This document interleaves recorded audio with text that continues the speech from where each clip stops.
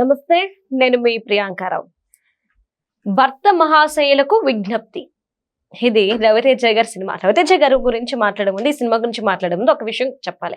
ఈ సినిమా గనక హిట్ కాకపోతే ఇక నుండి నేను సినిమాలు చేయను, ఇదే నా లాస్ట్ సినిమా అవుతుంది అని ఆయన అఫీషియల్ స్టేట్మెంట్ ఇచ్చారు. మరి ఈ స్టేట్మెంట్ ఇచ్చిన తర్వాత భర్త మహాశయులకు విజ్ఞప్తి సినిమా రిలీజ్ అయిపోయింది. ఎలా ఉంది మరి? భర్తలందరినీ మెప్పించిందా లేదంటే భార్యల్ని మెప్పించిందా? అసలు ఈ కథ ఎవరిది అనేది తెలుసుకుందాం. అండ్ ఇంకొక విషయం ఏంటి అంటే, రేటింగ్ రివ్యూస్ లాంటివి కాదు, ఒరిజినల్ రివ్యూ అనండి. అంటే ఈ సినిమా మీద ఒక అవగాహన కోసం, అలానే ఎలా ఉంది అని డిస్కస్ చేసేది మాత్రమే ఈ వీడియో. సో మనతో మాట్లాడడానికి సీనియర్ జర్నలిస్ట్ సిఎస్ రావు గారు ఉన్నారు, ఆయన అడిగి తెలుసుకుందాం. నమస్కారం సార్. సార్, భర్త మహాశైలకు విజ్ఞప్తి రిలీజ్ అయిపోయింది. రవితేజ గారు ఏం చెప్పారంటే, ఈ సినిమా హిట్ కాకపోతే నేను మళ్ళీ సినిమాలు చేయను, ఇదే లాస్ట్ సినిమా అన్నారు. అయితే ఇప్పుడు ఈ సినిమా భర్తల్ని మెప్పించిందా, భార్యల్ని మెప్పించిందా? అసలు ఓవరాల్ గా సినిమా ఎలా ఉంది? యాక్చువల్గా స్టోరీ లైన్ తీసుకుంటే అసలు భర్త మహాశైలికు అని అంటేనే అసలు ఏంటి ఆ సినిమా ఎలా ఉండబోతుంది అనేది కొంత క్లారిటీ వస్తుంది. ఆ సినిమా థీమ్ ఏంటంటే, ఒక భర్త తాను అనుభవించినటువంటి అనుభవాలని ఇతరులకి, ఇతర భర్తలకి తెలియజేసేటువంటి కాన్సెప్ట్ అది. దాంట్లో భాగంగా ఇద్దరు హీరోయిన్లు, ఒక హీరోయిన్ ఏమో డింపుల్, ఇంకొక హీరోయిన్ ఏమో ఆషిక. ఇద్దరు హీరోయిన్లు ఒక హీరో అనగానే జనరల్గా ఏమనుకుంటారు, ఇంట్లో ఇళ్ళాలు వంటింట్లో ప్రియురాల్లాగా ఉంటుందేమో అనుకుంటారు జనరల్గా. కానీ అది కాదు. అయితే ఇక్కడ హైలైట్ పాయింట్స్ ఏంటంటే, చాలా ఈ సినిమా ఖచ్చితంగా ప్రతి భర్త చూస్తాడు అనుకుంటున్నా, ప్రతి భార్య కూడా చూస్తుంది. అంటే భార్య వదిలేసి వెళ్తాడా భర్త? అంటే 2 క్వశ్చన్లు అడుగుతారు వీళ్ళిద్దరు, రవితేజ అని, రాజు అతని పేరు కూడా. సో వాళ్ళిద్దరు 2 క్వశ్చన్లు అడుగుతారు. ఆ క్వశ్చన్లకి అతను ఇచ్చేటువంటి జవాబు ఏంటి అనేది అసలు పోతే క్యూరియాసిటీ. ఆ డైలాగ్ ఏంటంటే ఒకటి. 2 ఏంటంటే, ఆల్రెడీ పెళ్లి చేసుకుని ఉంటారు కదా, పెళ్లి చేసుకున్న ప్రతి ఒక్క భర్తకి తన లైఫ్ లో ఎక్కడో దగ్గర ఒక కనెక్షన్ అనేది ఏర్పడుతుంది, ఏదో ఒక పరిచయం ఉంటుంది డెఫినెట్ గా. అక్కడ ట్విస్ట్ చేస్తారు. ఆ రెండో అదే హీరోయిన్ తోటి అక్కడ టచ్ ఉంటుంది. అలా అని చెప్పి లవర్ కాదు, జనరల్ గా లవరు ఇవన్నీ ఉంటాయి, లవ్ జోన్ ఇవన్నీ చూపిస్తారు ఫ్లాష్ బ్యాక్ లో. బట్ అటు కాదు. అలా కాకుండా ఒక భర్తకి పాత పరిచయాలు తన జీవితంలో ఉంటే ఒక భార్య ఎలా వ్యవహరిస్తుంది అనేది కొన్ని సినిమాలు ఉన్నాయి. అంటే సంక్రాంతికి వస్తున్నాం లాగానా కొంత, అది కాదు, డిఫరెంట్ గా. జనరల్ గా హరాస్మెంట్ ఉంటుంది కదా భర్తకి, ఏది పరిచయాలు ఉన్నాయో తెలియగానే. అలా కాకుండా దీన్ని ట్విస్ట్ చేసాడు ఈ సినిమాలో. అది ఒకటి. 2 బ్యాక్ టు బ్యాక్ కామెడీ. ఇది ఫుల్ ఫ్లెడ్జ్డ్ గా ఫ్యామిలీ ఎంటర్టైనర్. ఇది ఫుల్ ఫ్లెడ్జ్డ్ గా. దీంట్లో రవితేజ కామెడీ ఎలా పండిస్తాడో తెలుసు కదా. అదే తోపు సార్. రవితేజ టైమింగ్ అనేది కామెడీ ట్రాక్ లో మామూలుగా ఉండదు. అవును. సో అది అద్భుతంగా అదిరిపోయిందని చెప్పి ఆ సినిమా చూసిన వాళ్ళు ఎవరైనా అంటారు డెఫినెట్ గా. ఇక దాంట్లో సత్య అండ్ సునీల్ వీళ్ళు కామెడీ ట్రాక్ వాళ్ళు పండిస్తారు బ్యాక్ టు బ్యాక్, చాలా బాగుంటుంది. అలాగే సాంగ్స్ కూడా అద్భుతంగా ఉన్నాయి. సో ఇక్కడ బ్యాక్గ్రౌండ్ మ్యూజిక్ అద్భుతంగా ఉంది. స్క్రీన్ ప్లే బాగుంది. అలా అని చెప్పి స్టోరీ ఏమైనా బలమైన స్టోరీ ఉందా అంటే లేదు, మళ్ళా నార్మల్. ఇప్పుడు ఏ విధంగా అయితే ఈ మనశంకర వరప్రసాద్ సినిమా ఉందో, దానిలాగానే ఒక అంశాన్ని తీసుకొని స్క్రీన్ పైన అద్భుతంగా తీసుకొచ్చి ఫ్యామిలీ ఎంటర్టైనర్ గా చేశారు. ఇప్పుడు వాళ్ళు కూడా అదే ఫార్ములా, ఇప్పుడు కూడా సేమ్ ఫార్ములా. కాకపోతే అతను ఎంచుకున్నటువంటి ఒక థీమ్ వేరు, ఇతను ఎంచుకున్నటువంటి థీమ్ వేరు. 2 ఫ్యామిలీ ఇష్యూసే. శంకర ప్రసాద్ ది ఫ్యామిలీ ఇష్యూని తీసుకొని కామెడీని పెట్టి హుక్ షాట్స్ తోటి ఆ సినిమాని హిట్ చేశాడు.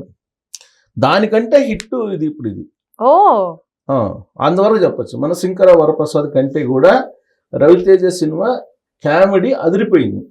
అని చెప్పి మొత్తం ఎవరైనా ఆ సినిమా చూసిన వాళ్ళు ఎవరైనా చెప్తారు అది కామెడీ సూపర్గా ఉందని చెప్పి. కాకపోతే స్క్రీన్ ప్లేలో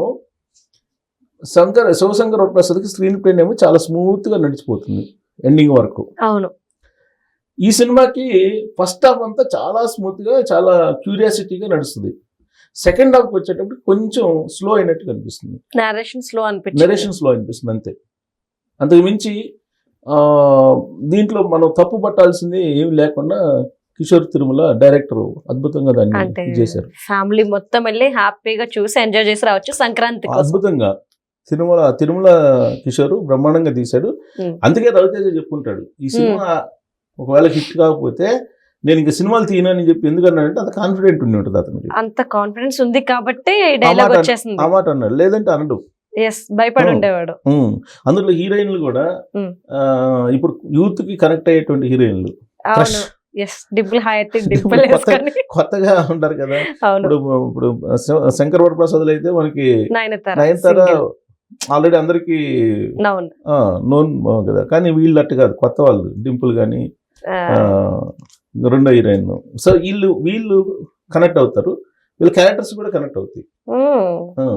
సో అన్ని రకాలుగా దీన్ని మసాలా అద్దాడు ఈ సినిమాకి. సార్ అంటే సినిమా రిలీజ్ అవడానికి ఒక 2 days ముందు ఒక న్యూస్ బయటకు వచ్చింది. డింపుల్ హైతే ఒక ఇంటర్వ్యూలో చెప్పింది అనమాట, నేను దాసరి నారాయణ గారి మనవరాలిని అని.